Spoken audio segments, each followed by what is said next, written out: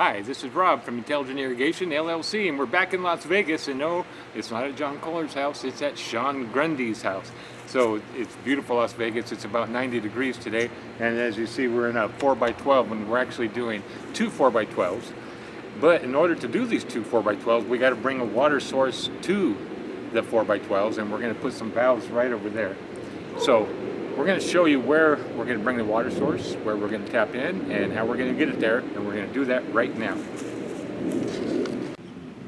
Okay, here's what we're going to do. We're going to come into these valves right here.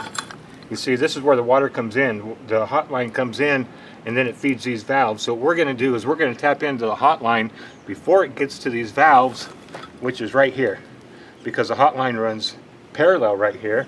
So we're going to dig down right here, tap into the hot line, and then trench 70 feet all the way back to where the beds are.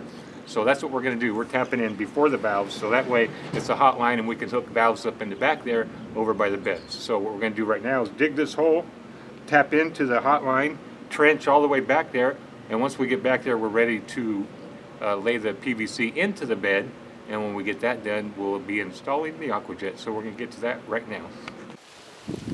Okay, so here we are, and this is the water source, and it's about 70 feet from the bed. But you'll see how I took the valve box off, and you can see your valves here. You have your underground valves, which have no anti-siphon to it. So here's what we did. We had the hot line come in here, and it goes out and comes around to feed these valves. I don't know why it's like that, but you find all kinds of funny things when you're doing a retrofit. You start digging in the ground and you think you're using common sense, but nothing makes sense. So what we found is that this pipe goes up, around, and feeds these. So what we did is we tapped into the hot line here, came up with the T, and then came up to the trench with the 1 inch, and we trenched all the way back to the beds to bring the hot line. So as you can see, where we brought the trench here, and then we're coming up here with it. As you can see, it's nothing but rocks, so it's a really hard trench to do because there's a lot of rock and hard bed, so it was really working the trencher. But we came up here, then we did a 90 to come over here, and now we're coming up here. Over here, we're going to put the valves back over here, and from here, we're going to come right over here to the side. And as you see, we come under the bed, and you see with our first T, we stubbed up there, and then we came in with the nail. So what we're going to do is we're going to come up here, and then come out with the AquaJet there, and that one, and come out with the AquaJet. So see how we came in from the side underneath. You come in underneath, you come up, and you come up and flow, so there's no bullheading with the T. Everything is flowing kind of like in a circular motion. And then we're going to bring another hot line all the way up here and do the same thing on this bed, where we're going to come in from the side, come up, and come up. And so it's at the end of the day. That'll be tomorrow. As you know, the bulk of the work is doing all the trenching, laying all the pipe. The easy part is putting in the AquaJet and in the soil. So we're just about ready to put the soil in. We're going to come back tomorrow, put the soil, put the AquaJet, and finish the installation. So we'll be back with that tomorrow, which to you guys will be in about 2 seconds. Okay, so now we're back, and it all starts in the front here because this is where the soil was delivered. And as you can see, it's a nice, dark, rich compost. It's got Worm Gold Plus. It's got some azomite. It's got some coco coir in it. And you see the nice, dark, rich soil. Right now they're putting some around the planters right here, but this is where it all starts. So we had this delivered, and this is what's going in the raised beds as we speak. So now, as you see, they're delivering the soil from the front to the back to put it into the beds. So we're going to come back there and see what it looks like. Remember, this is where it started. This is where we tapped into the hot line. The hot line came in here, it wrapped around and fed those valves, but there's not going to water the lawn anymore, so we just took the hot line and tapped into it right here, and we're going to run it all the way back to the beds. So as you can see, we trenched through the yard, and we're coming up here. We'll make the turn to go to the edge, and come all the way back here, where we're going to put the valves right back over here. In this trench, right here in this box, we're going to have the Garden Grow Dechlorinator, and it's going to feed this bed right here. As you see, we got some hoops, and this is going to be like a hoop house. Let me show you how this works. Okay, so I got this constructed where you come in, come down, and you're going to have these hoops. So you can put the plastic over it, have kind of a greenhouse and some protection. You'll see each hoop will come down like so. So it's a really neat thing that we got going here. And we're just putting the soil in, we're going to level off the bed, and then we're going to put in the AquaJet. But first we're going to put the valves, hook it up to the Garden Grow Dechlorinator, bring it into the beds. Where you see we stubbed up right here and right here, and this is going to hold the AquaJet just like it would a standoff. So this is a standoff for the front end, which is actually the PVC feed line, and we'll go racetrack style all the way down and around. So we'll be back with that in just a minute. So now we're bringing the feed line, as you say, so you can see where we're coming here, we're making a 90-degree, and all we're doing is putting the 10-foot sections together as we follow the trench all the way to the corner over there where we're going to do the valve. So I wanted to show you what we're doing. We're coming up, we're making a turn here. So all you're doing is you're using your PVC glue, your 10-footers, and your elbows, your T's, and your couplers to get it to the back. So this is the easy part. So now we're going to run it to the back, and then we're going to come back and show you how we are hooking up the valves, the garden grows, and the controller. So we'll be right back with that. Okay, this is Rob, and now we're ready to put the valves on. So we're going to show you how you make the valves, the stub-ups. We're installing 4 valves, so what I did was I configured this with 4 T's. You can see you have equal space in between each one. Then I come out here, I'm going to put an end cap right here, just in case we want to expand out and put more valves as we go along. The feed line's coming in right here. So this is what the valves start out with. As you can see, all the T's are straight in a line, equal spaced, and then you get your stub-ups, and you cut all these to the equal distance, and you put them in here. So after you glue these in, as you see, one for each valve, as you come up, now what you have is you have the water coming in here and filling up these pipes, and then what you do is you put your valve on. So you got your valve and your anti-siphon valve. You put this part of the valve on the water source, so you glue that onto there, and then you come off it with PVC to your bed, and you'll have a valve for each one of these. So as you see, put them on as you go, and now the PVC comes down for here. So you got your feed line coming in, out, down, and out. So that's how you construct some valves and put them on. So I thought you might want to get an idea of how that is done. So now what I'm going to do is I'm going to go over to where the feed line is, and I'm going to take this, and now I'm going to plug this into the feed line right there, and then it's ready to put these on into valves. After I put the valves on, I can take the PVC to where it's supposed to be, the water source, which in this case is a raised bed garden. So that's how you construct the valves, and we'll be back to show you what they look like after they're installed. Okay, so we showed you the configuration of how you do the valves with the T's along the feed line, and this is what it looks like. You got the feed line that comes here, as you see the T's, with the stub ups that you've seen.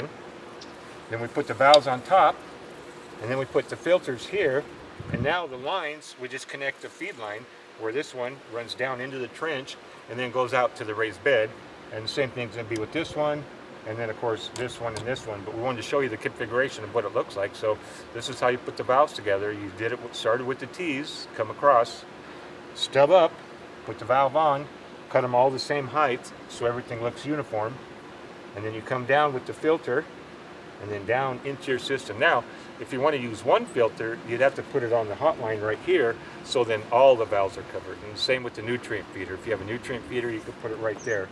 Now we're going to go and we're going to put in the garden grow before it gets to the bed, and we'll show you what that configuration looks like. But we wanted to show you how the valves go together, and we're getting ready to now extend it out to the bed and then do a test fire. So we'll be right back to show you how the garden grow comes in just a minute. Okay, so we're here at the installation of the second bed, and as you notice, I got the adapters lined up with the elbow right here. I put a little mark on there with the Sharpie to make sure that we get it right in the middle, and that way you'll notice that the spray will stay even, and then all I have to do is plug in the AquaJet to the adapter and the coupler and adapter. So here's what we'll do real quick, just to reiterate, and I know that we've seen this on prior videos, but just in case, what I want to do is come lightly around the AquaJet with the glue.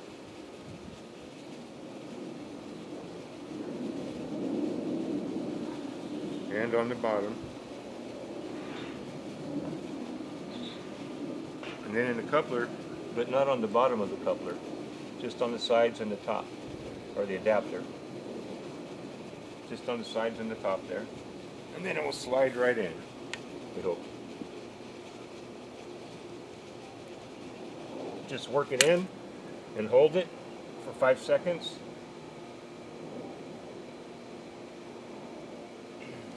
There. You gotta make sure you hold it in, because if you don't hold it in, a lot of times it poots right back out because the couplers are telescoped, so they will tend to pooch out. So you gotta hold it for 5 seconds to give the glue a chance to dry. So that's it for now. We'll come back with the flush.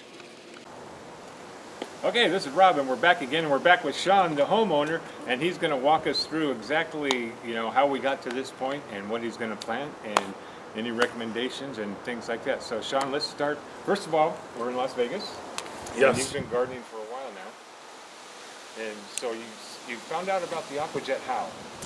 Actually, I found out through the AquaJet through John Kohler's video, and just saw what it did for the plants that he grew, the peppers that he grew this last season, and that kind of sold me right off the bat. So I had to have it. I mean, we have terrible problems here in the desert with the surface evaporation. So to have anything underground is a plus, and then something that actually aerates the soil as well is just a huge plus to me.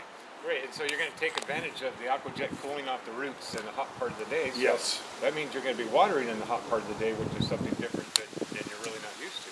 Yeah, it's actually something that you're kind of taught not to do, is to water in the middle of the day, in the middle of the heat. And with the AquaJet being underground and not getting any of the foliage wet, it's something that you can do and actually will increase the size of the plants and help them grow better because it cools the root zone down. So really looking forward to that and seeing what it does. Great, and so this is a new setup for you. So we had to do just something that was all new. We had to bring a water source from the front all the way to the back. Right. Put the valves in the back, because what you're going to do is you're going to continue to expand out to raise beds into the yard as you go. Yeah, we're trying to do this in a step-by-step process. I think we didn't want to bite off more than we could chew at first. So eventually what we're going to do is extend these beds out and perhaps maybe either do more individual beds like this or just one larger bed, but at some point it's definitely going to expand, and to be able to add the valves and everything now and add the groundwork for all that to make it easier to add that later that's a huge plus for us. And you decided to go with one valve per bed because you just liked it because you can control each bed with one valve, and it just seemed better to do that. Yeah, different types of plants need different types of watering, and this way if we did ever have an issue, we could kind of isolate it and not have to shut off water to all the beds to address one issue, and at the same time we have more control that way. So if I'm growing peppers and tomatoes in here, they might need a little bit more water than something over there. So it just gives us a little bit more control, and for fairly low cost. I mean, those valves are really not that expensive. So. And that's what I think is important. The valves aren't that expensive, so it really does help to add more valves in the beginning and maybe run each one or two beds off one valve, because like I said, in the beginning they're really not that expensive to add. So when you do add them, it does improve the AquaJet because it keeps the pressure up. Yeah. And so now you also have a new controller, which we're going to come and show you guys in just a minute. But let's talk about that controller, because you got a hold of the controller company. Right. And what kind of controller are you going to use for the AquaJet? Well, we looked at a bunch of different smart controllers. Reason being is we're not always here, so we can't always physically be at a controller adjusting schedules if we need to. So the smart controllers were appealing to us because we could adjust them through the phone anywhere we're at. So we ended up deciding on the Blossom controller. Biggest reason being is because they allow cycle times that are actually less than a minute, which, with the AquaJet, a minute cycle time is really all that you need. And so to have those cycle times less than a minute gives you that opportunity to maybe run 30-second cycles so that you can aerate and just cool down the root zone during the day without having to do a full watering. So a little bit more control that way. It's a product that's constantly updating, and they're doing a lot through the software side, and it out of all the ones that we did research on, this one felt like it met our needs the best. And what's the name of it? Blossom. The Blossom controller. So, like you said, he can be, the beds are here in Las Vegas. He can be all the way in New York and run a watering cycle just from his smartphone. Right. From the Blossom controller. So Correct. That's pretty cool. Yeah. Same thing with weather. So if we're, if we happen to be out of town, or if I'm, away from the home and it starts raining, I can actually just turn it off. So So that's important because you do a lot of vacation. You have a home in Reno. You go We to do. Oregon. So you do a lot of traveling. So it's important, especially here in Vegas, where you have days over 100 degrees constantly. So it's important that you can now take a vacation and keep up with the water. Yeah, absolutely. And you know, we don't get much rain here in the summer, but when it does rain, it tends to rain a lot.